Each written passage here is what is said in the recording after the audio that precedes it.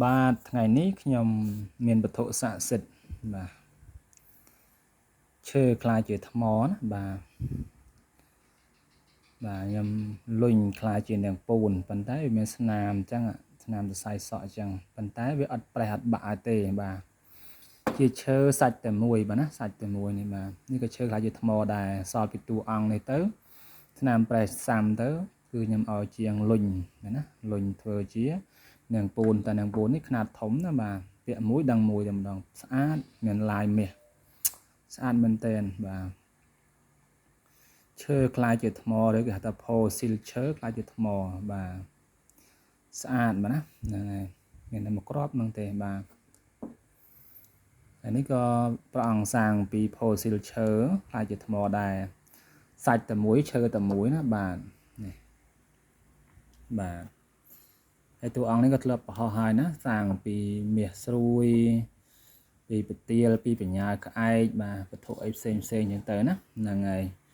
ហើយនេះជាថ្មសំលៀងដោះនាងពូនទាំងពីរហ្នឹងឯងស្រោបមួយនៅមួយណាមើលសាច់ស្អាតណា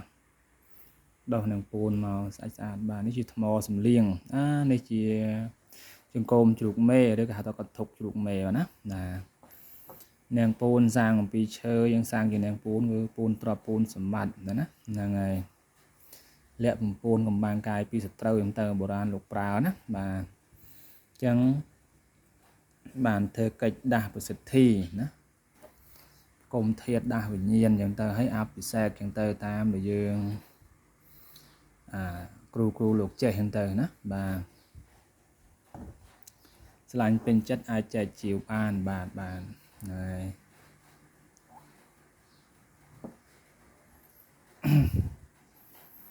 ចឹងថ្ងៃហ្នឹងអត់មានអីទេណាមានបែបវត្ថុស័ក្តិសិទ្ធិដែលទុំសាងថ្មីមានមិនតួអង្គតែមួយនេះទេណានាងពូនខ្លាយជាថ្មហើយនឹងព្រះអង្គកំចាយណៈស្អាតຂະຫນាតបតោຂະຫນាតទួយស្អាតមែនទែនច្រឡឹងបាទហើយតួអង្គនេះក៏ស្អាតដែរណាព្រះអង្គបិទមុខណាឲ្យតែជាព្រះមិនថាជាព្រះអរហន្តឬក៏ព្រះសម្មាសម្ពុទ្ធទេគឺយើងគោរពខាងអីក៏បានដែរណាអត់ទាស់ទេព្រោះលោកបានសម្រេចដោយបុណ្យបាទដោយបុណ្យបាទហើយមួយដុំនេះក៏ចឹងដែរណាឈើខ្លាយជាថ្មមួយដុំណាចឹងខ្ញុំស្រឡាញ់ណាទុកគ្រប់ថែរក្សាជារបស់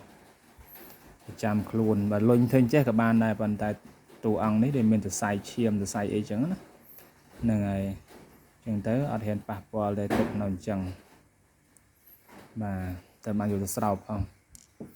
បាទនាងពូនឈើខ្លាយជាថ្មឬព្រះអង្គឬក៏កន្ធុកណាឬជាថ្មសំលៀងឬជាព្រះអង្គអននេះ